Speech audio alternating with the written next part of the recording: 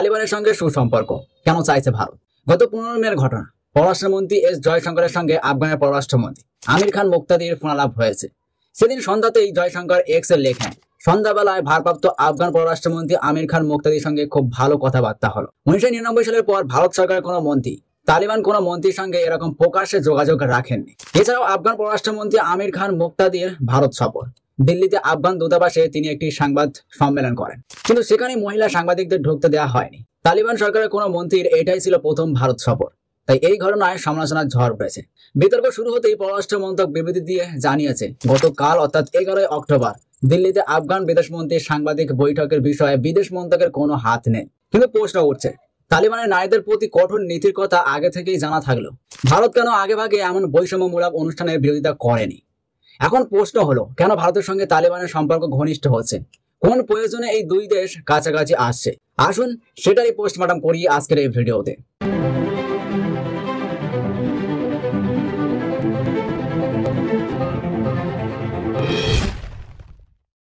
15 মে জয়শঙ্কর এক্সে এও লিখেছিলেন, পহেলগাঁও হামলার পর আফগানের পররাষ্ট্রমন্ত্রীর নিন্দা জানানোকে ভারত গভীরভাবে সম্মান করে। এই পোস্টের কিছুক্ষণের মধ্যেই মুম্বাইতে আফগান কনসুলেটের পক্ষ থেকে এক্সে পোস্ট করা হয়। দু দেশের সম্পর্ক ও কূটনৈতিক যোগাযোগ কিভাবে এগিয়ে নিয়ে যাওয়া যায় এবং কিভাবে দু দেশের মধ্যে বাণিজ্যের প্রসার ঘটানো যায় তা নিয়েও দু দেশের পররাষ্ট্রমন্ত্রীর মধ্যে আলোচনা হয়েছে। ফোনালাপে আফগান পররাষ্ট্রমন্ত্রী বলেন, ব্যবসায়ী ও রোগীদের যাতে ভারত থেকে ভিসা দেওয়া হয় এবং ভারতের জেলবন্দি থাকা আফগানদের মুক্তি দিয়ে দেশে ফেরানো হয়। কিভাবে দু দেশের মধ্যে ইরানের চা বাহার বন্দরের উন্নয়নের কাজ হতে পারে সেই নিয়ে আলোচনা হয়েছে। প্রশ্ন উঠছে, দুই দেশ কি পূর্ণাঙ্গ কূটনৈতিক সম্পর্ক তৈরির পথে এগোবে? 25 বছর আগে তালিবানের সঙ্গে ভারত সরকারের রাজনৈতিক যোগাযোগ হয়েছিল। কাবুলে তখন ভারতের কোনো দূতাবাস ছিল না।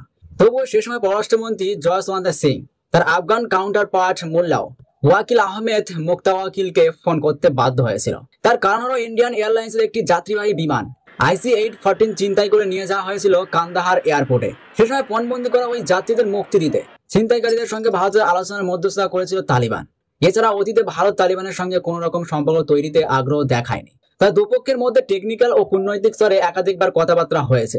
2025 সালের জানুয়ারি মাসে ভারতের পররাষ্ট্র সচিব বিক্রম মিসরি আফগান পররাষ্ট্রমন্ত্রীর সঙ্গে দুবাইতে বৈঠক করেছেন। এরপর 15 মে ভারত পাকিস্তানের যুদ্ধবিরতি ঘোষণা হওয়ার 5 দিনের মাথায় ফের ফোনালাপ হলো ভারত এবং আফগানিস্তানের। আর এবার সরাসরি সাক্ষাৎ। ওয়াশিংটন ভিত্তিক থিঙ্ক ট্যাঙ্ক ব্রুকিংস ইনস্টিটিউশনের সিনিয়র ফেলো তানভীর মাদান বিবিসিকে বলেছেন, দুই দেশের পররাষ্ট্র মন্ত্রীদের কথা বলার পেছনে সবচেয়ে বড় ভূমিকা আছে পাকিস্তানের। আসলে সত্যই আমার বন্ধু, এই ধরনের ভাবনা জিও পলিটিক্সের ক্ষেত্রেও একইভাবে প্রযোজ্য। তিনি জানান, পাকিস্তান ও আফগানিস্তানের সম্পর্কের মধ্যে যে ফাটল আছে, ভারত তাকে কূটনৈতিকভাবে কাজে লাগাতে চাইছে, তাতে কোনো সন্দেহ নেই। তানভীর মাদানের কথায়, পাকিস্তানের ম্যাসিভ অ্যাসিস্ট বা বিরাট সাহায্য ছাড়া এটা সম্ভব ছিল না। পাকিস্তান বহুদিন ধরে এই অভিযোগ করছে যে আফগানের তালেবান তেহরিকি তালিবান পাকিস্তান বা TTP কে মদত দেয়। তারা এও দাবি করেছে, TTPর জন্য নাকি তালিবান আফগানিস্তানের ভেতরে কিছু মুক্তাঞ্চল বানিয়ে দিয়েছে। এখন প্রশ্ন হলো, এই TTP কি বা কারা এই TTP?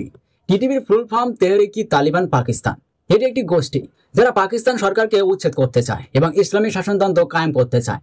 এর জন্য 2024 সালের ডিসেম্বরে পাকিস্তান আফগানিস্তানের ভেতরে আকাশপথে হামলাও চালায়। এই হামলায় 50 জন নিহত হয়েছিল। এরপর তালিবানও পাল্টা জবাব দিয়েছিল। সম্প্রতি ভারত সফরে এসেছেন আফগানিস্তানের তালিবান মন্ত্রী আমির খান মুক্তাকি। অন্যদিকে আবারও শুরু হয়েছে পাক আফগান সংঘর্ষ। বিতর্কের সূত্রপাত বৃহস্পতিবার থেকে। ওই দিন পাকিস্তানি সেনা আফগানিস্তানের রাজধানী কাবুলে আকাশপথে হামলা চালায় বলে অভিযোগ। কাবুলের দক্ষিণ পূর্বে পরপর 2টি বিস্ফোরণের শব্দ শোনা গিয়েছিল। এই ঘটনায় পাকিস্তানের বিরুদ্ধে আফগান সার্বভৌমত্ব আঘাতের অভিযোগ আনে তালিবান সরকার। তার জবাবে পাল্টা তালিবান হামলা চালায় পাকিস্তানে। পাকিস্তানের সংবাদ মাধ্যম ডন সীমান্তে সংঘর্ষের কথা জানিয়েছে। সেদেশের মন্ত্রী মহসিন নাকভি সমাজ মাধ্যমে লিখেছেন, জনবহুল এলাকায় আফগান বাহিনীর এমন হামলা আন্তর্জাতিক আইন লঙ্ঘন করেছে। পাকিস্তানের বীর সৈনিকরা যোগ্য জবাব দিয়েছে। কোনো ধরনের উস্কানি সহ্য করা হবে না। পাক আফগান আন্তর্জাতিক সীমান্তে মোতায়েন সৈন্যরা তালিবানের একাধিক ঘাঁটি লক্ষ্য করে পাল্টা হামলা চালিয়েছে বলে দাবি। সংঘর্ষে ব্যবহৃত হয়েছে ট্যাঙ্ক, রাইফেল এবং হালকা ও ভারী যুদ্ধাস্ত্র। আফগানিস্তানের বিরুদ্ধে পাকিস্তানের প্রধান অভিযোগ, সেখানে ক্ষমতাসীন তালিবান পাকিস্তানের মাটিতে অপর জঙ্গি গোষ্ঠী পাকিস্তানি তালিবানকে সহযোগিতা করছে। আফগান সরকার সেই অভিযোগ উড়িয়ে দিয়েছে। পাক আফগান সংঘর্ষের এই সময়কে তাৎপর্যপূর্ণ বলে অনেকেই মনে করছেন। রাজনৈতিক বিশেষজ্ঞরা অনেকেই মনে করছেন, পাকিস্তান এবং আফগানিস্তানের এই দূরত্বকেই ভারত কাজে লাগাচ্ছে। পহেলগাঁও হামলার পর আফগানিস্তানের তালিবানের শাসকরা যেভাবে এই হামলার নিন্দা করেছিল, এতে দিল্লি ও কাবুলের মধ্যে সম্পর্ক ঠিক করার সুযোগ এসেছিল। আর সেই সুযোগকেই কাজে লাগিয়েছে জয়শঙ্কর। অন্যদিকে চীন পাকিস্তান ইকোনমিক করিডোর বা সিপেক আফগানিস্তানের দিকে ওয়াখান করিডোরের মাধ্যমে সম্প্রসারিত করার চেষ্টা চলছে। এদিকেও ভারতের তীব্র নজর আছে। ফলে আন্দাজ করাই যায় যে আফগানিস্তানের সঙ্গে রাজনৈতিক যোগাযোগ স্থাপনের তাগিদ ভারতের দিক থেকেও ছিল, আর পাকিস্তানের জন্য এই কথাবার্তা সম্ভব হয়েছে। 2021 সালে তালিবান আফগানিস্তানের ক্ষমতা দখল করে। সে সময় ওই দেশের নাগরিকদের জন্য ভারতের ভিসা বন্ধ করে দেওয়া হয়, আগে ব্যবসা, পড়াশোনা, চিকিৎসার জন্য এবং আরো নানা কাজে আফগানরা নিয়মিত ভারতে আসতেন। দিল্লি ও কাবুলের মধ্যে রোজ 3টি ফ্লাইটও চলতো। গত কয়েক বছরে আফগান থেকে তারাই ভারতে আসতে পেরেছেন যাদের লং টার্ম ভিসা ছিল। কাবুলের তালিবান নেতৃত্বরা ভীষণভাবেই চাইছেন যে ফের ভিসা কার্যক্রম চালু হয়, আর তা কিছুটা হলেও। পহেলগাঁও হামলার পর থেকেই ভারত পাকিস্তানের 18 ওয়াগা সীমান্ত বন্ধ করে দেয়। এতে আফগানিস্তান থেকে আসা পণ্যবাহী ট্রাক আটকে পড়ে। ফোন আলাপের পর দিনই পাকিস্তানের 18 সীমান্তে আটকে ছিল আফগানিস্তানের 160টি পণ্যবাহী ট্রাক। বিশেষ অনুমতি দিয়ে ভারতে সেগুলো ঢুকতে দেওয়া হয়। প্রসঙ্গত, রাশিয়া, চীন, তুরস্ক, ইরান বা উজবেকিস্তানের মতো দেশ তাদের দেশের আফগান মিশনগুলি তালিবানের হাতে তুলে দিয়েছে। তাই ভারত কিন্তু এখনো এটা করেনি। বর্তমানে আফগানিস্তানে ভারতের কোনো দূতাবাস চালু নেই। অন্যদিকে 1.5 বছর হলো দিল্লিতে আফগান দূতাবাসের কার্যক্রম সম্পূর্ণ বন্ধ হয়ে গেছে। তাই 2024 সালের নভেম্বর মাসে তালিবান মুম্বাইতে কনসুলেটে ইকরাম উদ্দিন কামিলকে ভারপ্রাপ্ত কনসাল হিসেবে নিয়োগ করেছিল। ভারত তখন কোনো আপত্তি জানায়নি। আবার যুক্তরাষ্ট্রের থিঙ্ক ট্যাঙ্ক ওয়াশিংটন ইনস্টিটিউটের একটি সাম্প্রতিক স্টাডিতে বলা হয়েছে, কাতার, চীন বা তুরস্কের মতো দেশগুলি তালিবানের সঙ্গে সম্পর্ক মজবুত হলেও ভারতের সঙ্গে সেই সম্ভাবনা নেই।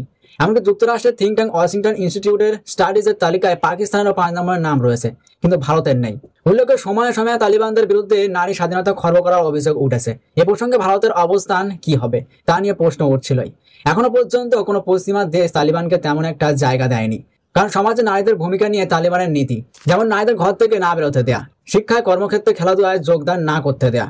সম্প্রতি ফার্স্ট পোস্টে সাংবাদিক পালকি শামা বলেছেন, আফগানিস্তানের নাগরিকদের মানবাধিকার বা নিরাপত্তা, জীবনযাত্রা নিয়ে প্রতিবেশী ভারতের কি কোনো উদ্বেগ নেই?